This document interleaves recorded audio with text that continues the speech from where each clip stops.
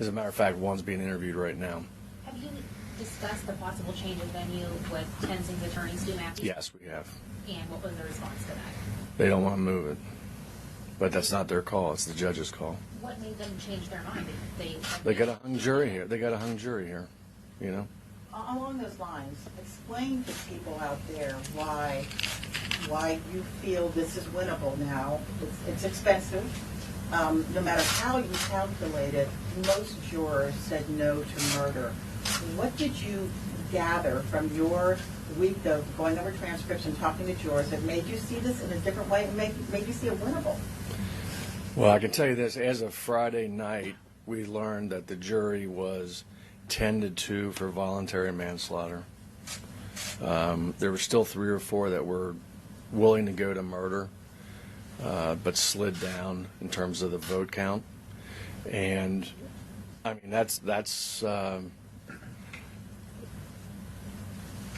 that helps me make my decision. So whether it was a compromise or whatever, and I also think that I fault myself, and I mean the 2 assistants I tried the case with were fantastic. We just need to do a better job. What do you think you fault yourself? You're taking this very personally. I think that there were ways I could have couched my arguments differently, but it doesn't matter. If we're successful in moving this trial to another jurisdiction out of this media market, I think that our arguments will be much more persuasive. Joe, if you're not able to move the trial and the Judge Shanahan says no, how challenging would it be to find an impartial jury? It'd be very difficult. It would be incredibly difficult. But nonetheless, I'm optimistic that we'll be able to move this thing. Has any trial ever been moved out of Hamilton County? It's a good question. I don't remember one. Mr. Diaz, what makes you believe, though, a jury in some other county won't let sympathy or penalty creep into a jury room as they were here? I mean, these jurors were protected from the media, counseled every day not to check this case out in the media. What makes you believe that maybe They got over a year of this case, you know, as citizens before they were called as jurors, and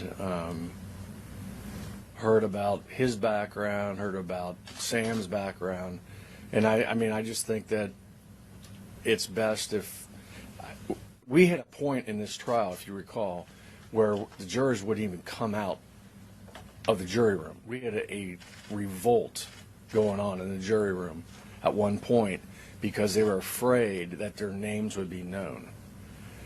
We moved to another jurisdiction. I don't know the jurors will care. They don't live in Cincinnati. So it's a different scenario entirely. Do you have your eye on a particular county? Cleveland or Columbus would be fine with me. Joe, let's talk about, you mentioned the revolt in the jury room.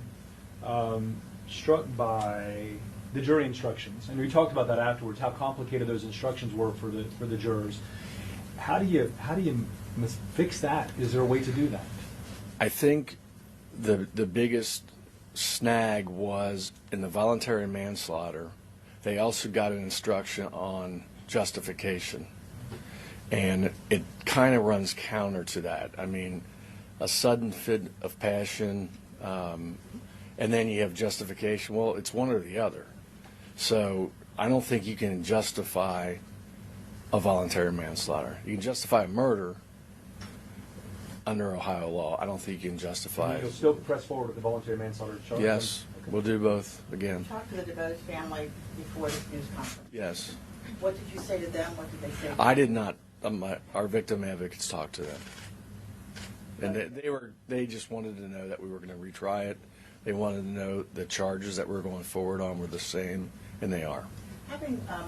For them to say, the mother to say, I would rather he walk away free than to try for a lesser compromise charge. You must feel the same way. You wouldn't be. No, I mean, his statements to Cincinnati Police Homicide Division and on the stand were that he intentionally shot him in the head. Period. Okay? So that's not reckless.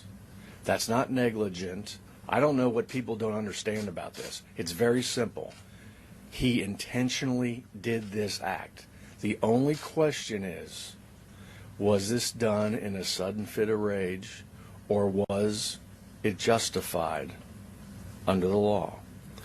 He has taken the position, the defendant in defense, has taken the position that it was justified.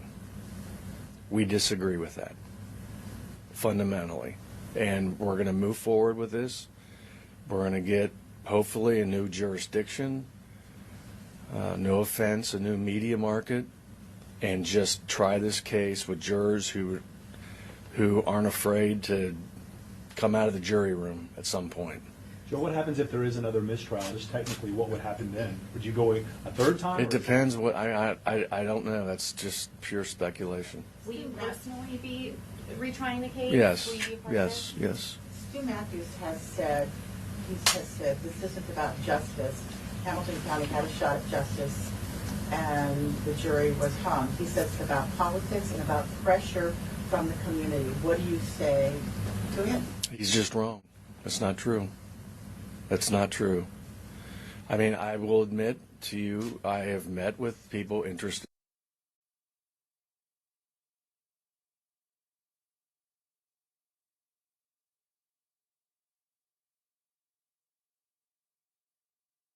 From around the country, but that's not what's affecting my decision. My decision is based on the likelihood of success at trial, and that's it. What's the If I thought we couldn't win this case, we would not retry this case. You have some ideas, clearly, of what you're going to do differently. Yes, we do. We do. Share? No. What's the timing expectation of a new trial? I'd like to do it no later than this spring, if possible. There's a lot of logistics involved. If we're successful in moving the trial out of Cincinnati, we're looking at, there's a lot of issues. I mean, most courthouses are filled, and they got their jobs to do around the state, and we've got to find one that we can do it in. Joe, I know everybody's interested in what the jurors were talking about, and we're thinking about 25 hours, a long deliberation process. Share some insight, if you can, about how difficult it was. I'm sure your hat's off to the jurors who tried. They all stayed in that room for 25 hours. It's a long time. How difficult was it, do you think? I think it was really difficult. You know, you ask lay people to get in this situation, you know, and when you get called to jury duty, sometimes it, you know, sounds glamorous and everything, and then you come down to it, and we got jurors crying in the jury box. It's a very difficult thing for lay people to deal with. We deal with it every day. It's quite different, but there's no question in my mind that issues were being discussed in there that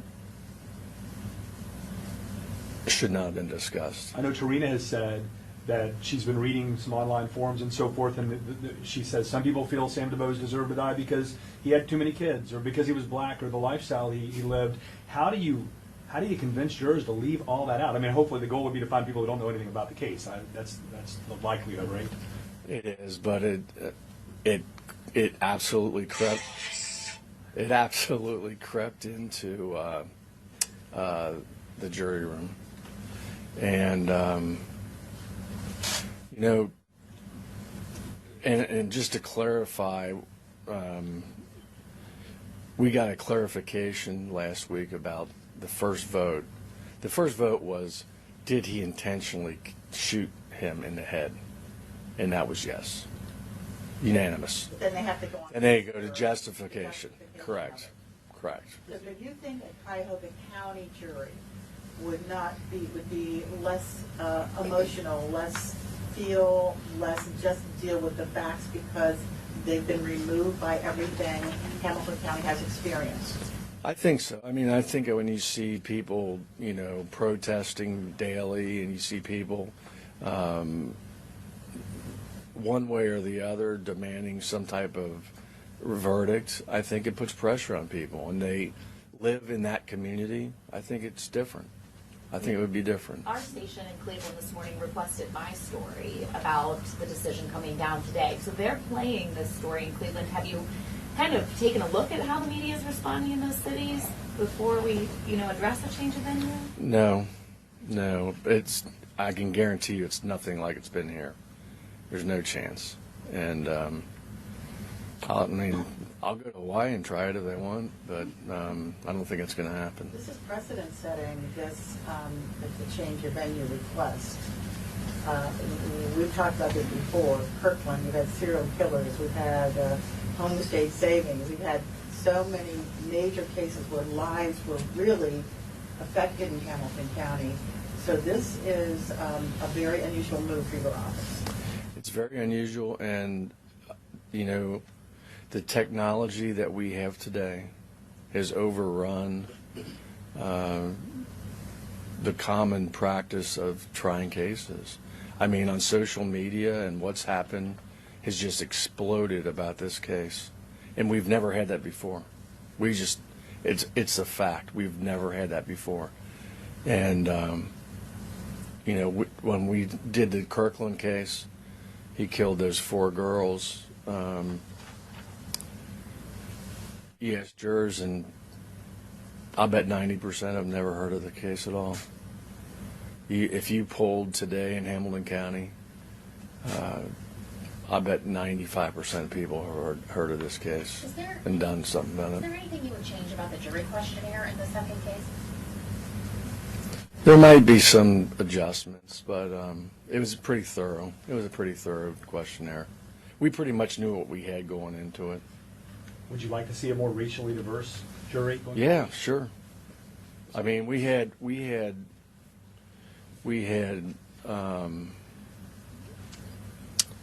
I think we had 2 African American males in the box who didn't want to serve, and we had 3 behind us who were coming that didn't want to serve.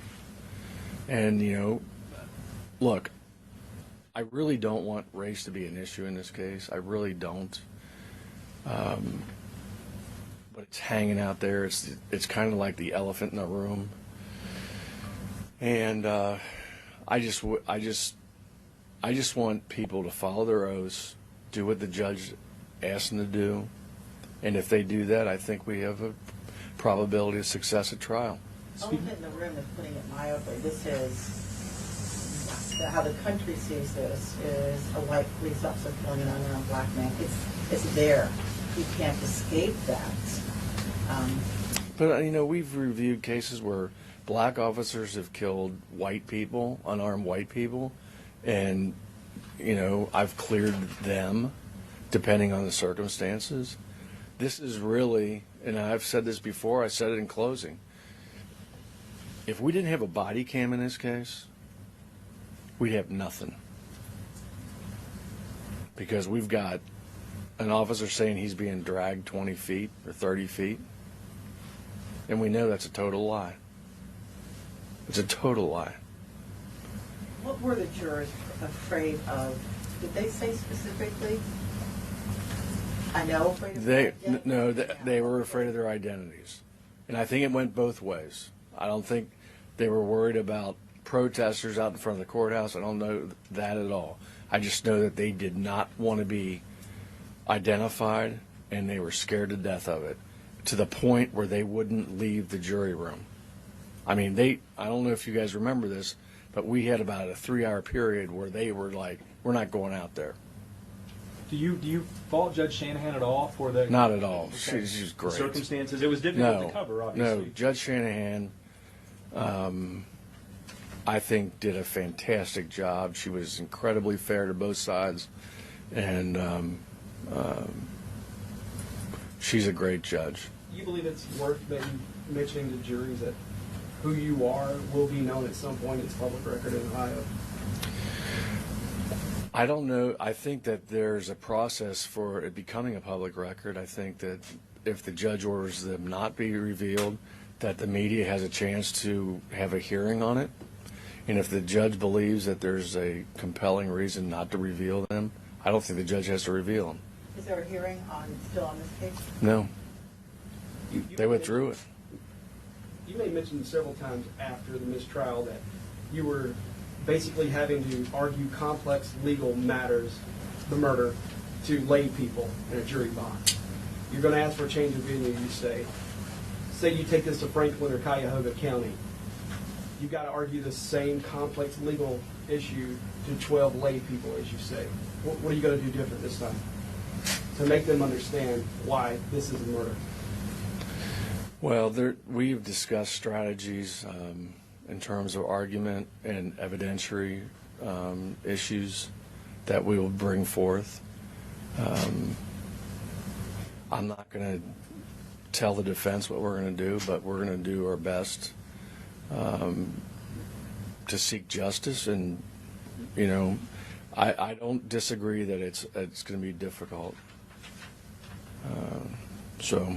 Joe, really quick question. It's been really fascinating to get to know the DeBose family, and Tarina in particular.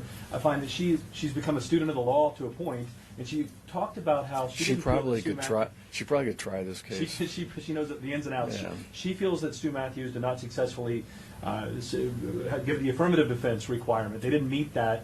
How will you address that in the next? Well, that's an argument that I think we need to stress more. You know, once they argue justification, it's not our burden anymore. It's theirs. And they've got to prove by a preponderance of the evidence, which is a weighing test. It's just scales of justice, you know. And if they don't outweigh even a little bit, they fail. And I don't know that we did a good enough job in that. Jim, this could have been easy for you to say, we gave it our best shot, we put on a great case. How difficult was it for you, or was it, to step back and look at this and say, it's going to be hard, it's going to be expensive, we're going to have to rework our presentation, but I feel this is right. And I'm not saying that's what you said, but you're the decider in this, and you had a lot to consider and a lot to weigh personally as well. It's very rare that we retry these kind of cases. I mean, it is rare. But the vote totals, and after talking to the jurors, convinced me that we could win this thing. It would be successful. I don't like to use the term win because it sounds like it's some athletic event. We are seeking justice. It's my belief that Sam DeBose was murdered. Period. And, you know, Sam, according to accounts, because I never knew him, was a good guy. He was in trouble a lot, you know, like a lot of people are. But that doesn't make his life any less relevant or have less value. And as I've said 100 times, in the country that I love, you don't get shot in the head for getting pulled over on a traffic stop. And that's what happened here. And it troubles me deeply that this happened. And I've said this also a lot. You know, there's bad prosecutors, there's bad reporters, there's bad judges. The measure of an institution is not that you have someone bad in your group. The measure of the institution is when you have someone that's not right, how you deal with it. And we're dealing with it. And I'm going to deal with it. Your tone is different today. Is this humbling? What have you learned from all of this? Not much. I mean, I've learned a lot from juror interviews and things like that. But we are determined to improve what we did with the last jury, and hopefully get justice for our community.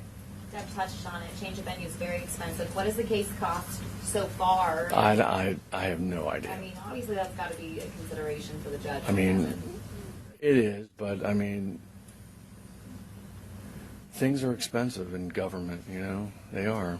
And I'm sure it's going to be expensive for your TV stations to drive to Cleveland. Joe, do you have any idea?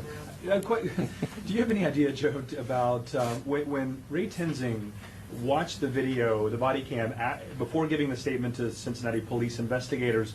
Was he able? Do you know? Was he able to do so frame by frame, or did he just watch that a few times in real time, or do you have any? That's correct. Oh, in real time. The latter, yeah. Okay, because it does. You know, you said it in one news conference after one of the court proceedings. You said he apparently didn't pay much attention to it. I think a lot of people are puzzled how you could see that and still. It's mind-boggling to me that anyone can listen to his statement to CPD and watch that video and believe what he was saying was truthful. But everybody wants to cloud it under, oh, it's a split-second decision. I don't know what's happening. It was perceived. You know, it changed about 3 times. What? And I don't want to get into arguments on the case, but it's something that I think our team needs to do better. The 4 people did believe that. 4 people Yeah, on the jury saw correct. justified. Well, we had 10-2 on Friday night for voluntary manslaughter, and I think that was moving towards some kind of compromise. There were 3 or 4 who wanted murder. So, you know. At the end of the day here, Joe, do you think, I mean, like UC's made big changes, obviously in policing, and does this just move the ball forward on that front, that training is critical? I think UC's made some great changes. I mean, the people they've brought in are very good professional law enforcement people, and I think they're doing a really good job. You still comfortable with Yes, UC I am. having a police Yep, department? I know that. I am. So, David, you've said several times today that we'll have to do better next time. Do you believe if you erase all of the outside, the peripheral stuff from this jury, what went on in that jury room, do you believe this case was hung based on the arguments of the defense, maybe the evidence or lack thereof presented by the state to prove murder? I tend to blame myself about things like this. I've never had a hung jury in my life, ever. And I can't even remember the last time I had a not guilty verdict. Maybe 30 years ago.